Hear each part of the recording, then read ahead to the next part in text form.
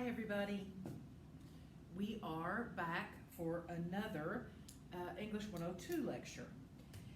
And this time we are talking about a different form of documentation from MLA, which is what you're used to, and I will tell you MLA is by far the most common form of documentation in college. It stands for Modern Language Association, and that's what you've been doing, probably what you've been doing all the way through school.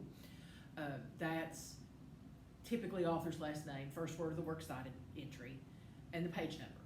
Because in the humanities, we are primarily interested in getting back to the portion of the text that you are paraphrasing or quoting, right? That makes sense. APA stands for American Psychological Association.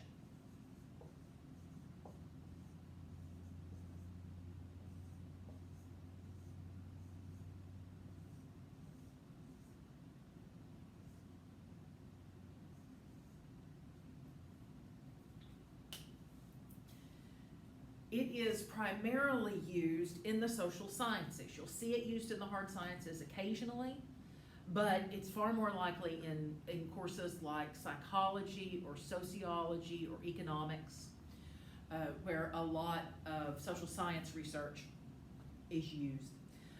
We're going to hit it pretty quickly. Typically in English 102, I've never taught APA in English 102. I've taught it before, but never at this level. One of my undergraduate degrees is in sociology, so I know it pretty well. I've had to use it. But Southeast Community College has a strong emphasis on writing across the curriculum, as you can see from the textbook that they've chosen. This is a multidisciplinary textbook. They have a strong emphasis in that. So an APA exam, which is worth 5% of your grade, it's still pretty small, but more than a response paper or a quiz.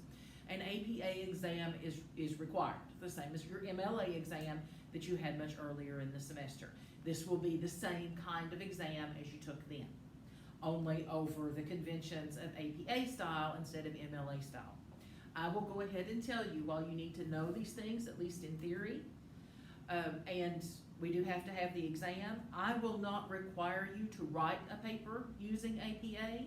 Now, if you're going into psychology, social psychology, sociology, economics, something like that, it might be in your best interest to write your final research paper using APA. It's no more difficult, it's just different.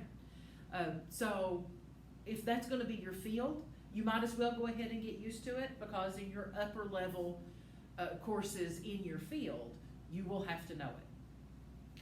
So APA differs from MLA in certain formatting issues, primarily. They both require that you cite anytime you use an outside source. So anytime you quote, anytime you paraphrase, anytime even that you summarize, you have to give credit to the source. So in ideology, they're no different, but there are a few little differences, and here they are. In APA style, the formatting of your paper includes what we call a running head.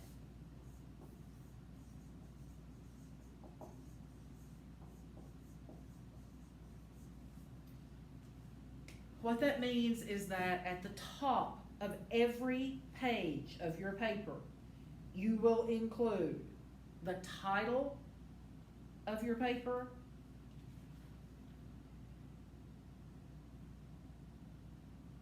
and the subtitle.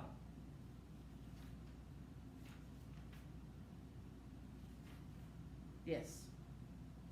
So unless your title is exceptionally long, you'll include the full title of your paper at the top of every page. APA format also typically calls for an abstract, and an abstract is an important word to know, even if you're never going to use APA format in a paper. An abstract is a short summary of the content of any academic paper. So very often when you're doing academic research, which is something that we'll get started on here very soon, we're waiting right now to get our access to Kentucky Virtual Library so that you can do your research from home, or even here for that matter. We don't have a library in Barville really that's robust enough for you to even do in-person research.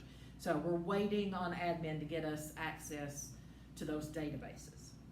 But when you start doing that research, you'll notice that often, in fact, probably most of the time, even in the humanities, every academic article starts with a paragraph labeled the abstract that provides a summary of what the full essay contains, because academic essays tend to be lengthy. You have just finished reading some yourself for this class. And you notice like the shortest one is maybe 15 pages. And you'll see plenty of academic essays when you start doing your research that are more than 40. I mean, so the abstract is very, very useful for you. You're going to want to use it when you see it as you're doing your research. But if you do a paper in APA format, you have to write an abstract yourself, just like you would have to if you were a real scholar. So when you have finished your paper, you go back and write a one-paragraph summary, and with the header, abstract, and you will include that at the beginning of your paper. Okay? So that's those are the big formatting differences. Now, as far as documentation goes,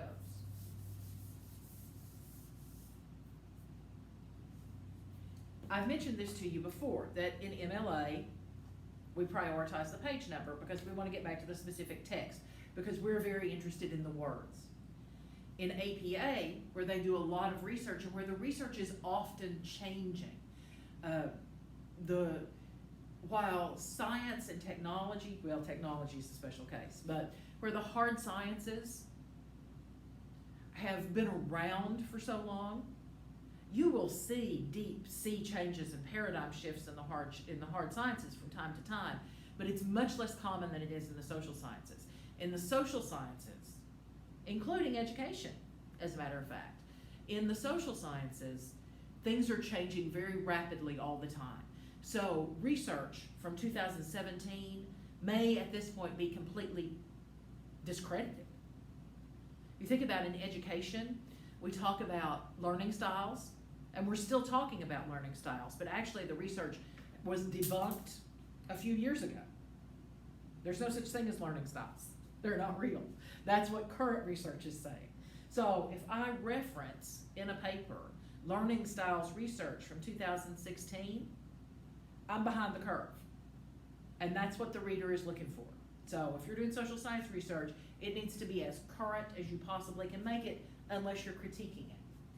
So as you can imagine, what goes in your text, author's name,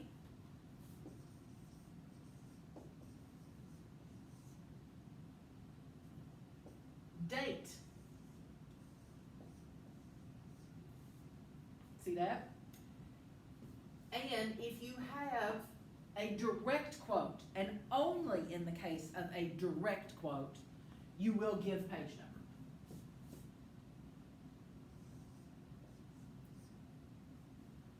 And you'll use the little p or the little pp if you have multiple pages. And all of this goes in a parenthetical citation, just like it does in MLA. They're really not that different. They differ in the details, that's all.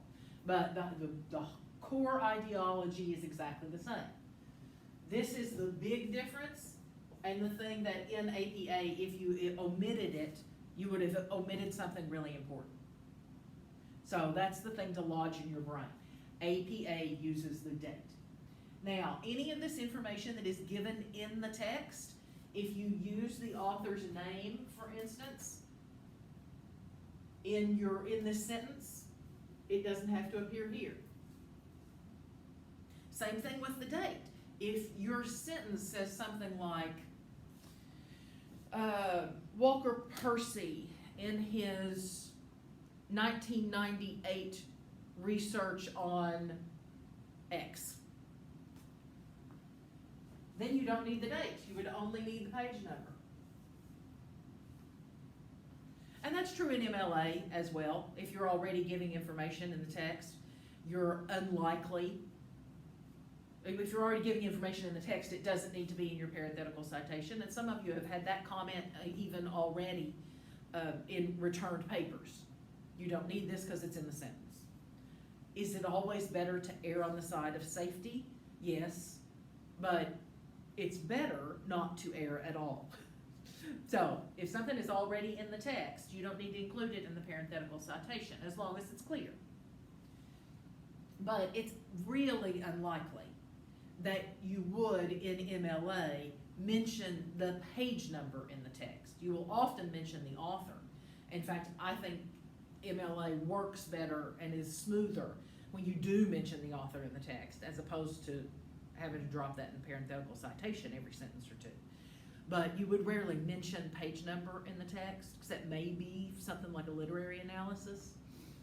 So you're almost always going to have that in MLA. You're almost always going to have that unless it's something that doesn't have page numbers. And of course, in MLA, we include that page number whether it's a paraphrase, summary, or a quote. In APA, the page number only matters if it's a direct quote. So if this were a paraphrase of research, and I had mentioned both the name and the date already in my text, you wouldn't have a parenthetical citation at all. Now, there are some minor differences in how the works cited page looks. In fact, in APA, we don't call it works cited, we call it references.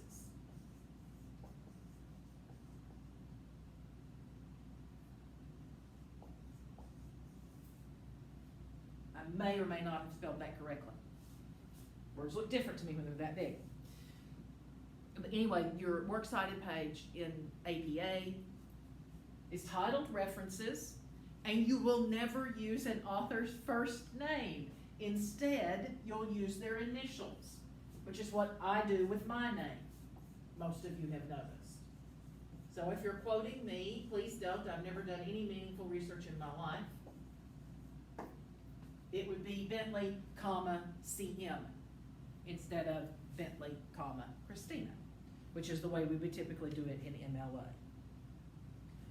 But most everything else is functionally the same. You have some differences in, you will, after the title,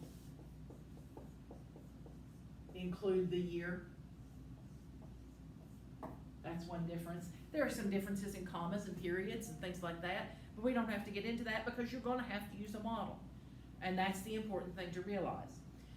Now, I know some of you have gotten in touch with me about the fact that your textbook rentals are expiring, coming up in the next few weeks. That should not be a problem because models for APA and MLA are available all over the internet. I especially recommend the Purdue OWL website, but both the Modern Language Association and the American Psychological Association have their own websites. They're intended for professional scholars, so they're a little harder to navigate. I think Purdue OWL makes it more accessible. I also have lots and lots of college level handbooks here, different publishing companies, and I can recommend for you a college handbook that has all your MLA, APA, all your proofreading stuff if you need to go back and take a refresher on comma splices or something like that. I have several of those that you're welcome to peruse and decide maybe if you want to purchase a college handbook to take with you to college. Since you're having your 101 and 102 in high school, most students would have that in college and they would keep the handbook. Since you're not doing that, it might be in your best interest. Handbooks are cheap. They're typically small and either spiral bound or soft cover. The best and biggest ones are like $30. So that may be something that you want to take with you. I think it's something that you will use in college. But other than that, the readings and things, from here on out, you and I will be entirely research and writing oriented until Christmas. When we come back from Christmas, for those of you who don't know, the semester wraps around this year because we got started so late. We'll have 3 weeks in the month of January, and that will be our novel study that was originally scheduled between Thanksgiving and Christmas. So we've got more time for writing your research paper. Yay, since that's by far your biggest grade of the class. That's 25% of your grade, and according to Southeast Community College rules, this is actually a SACS accreditation issue, Southern Association of Colleges and Schools, which is how they get their accreditation. The research paper acts as an exit exam for the course. So this was all in the syllabus, and we talked about it in the beginning, but you cannot pass English 102 without passing that research paper. Don't panic, because we're going to work on it for a long time, and I'm going to help coach you through it and things like that. So I hope everything's going well for you. You know where I am if you need me. You will notice we have a new word of the week. 10 points on your lowest response paper or quiz grade if you use it in some fashion with me in the coming week. So I hope things are going well. I hope you're staying safe. I hope you're staying well, and I hope things are going well with your family. I hope you had a really nice Thanksgiving. Take care, and I'll see you next week.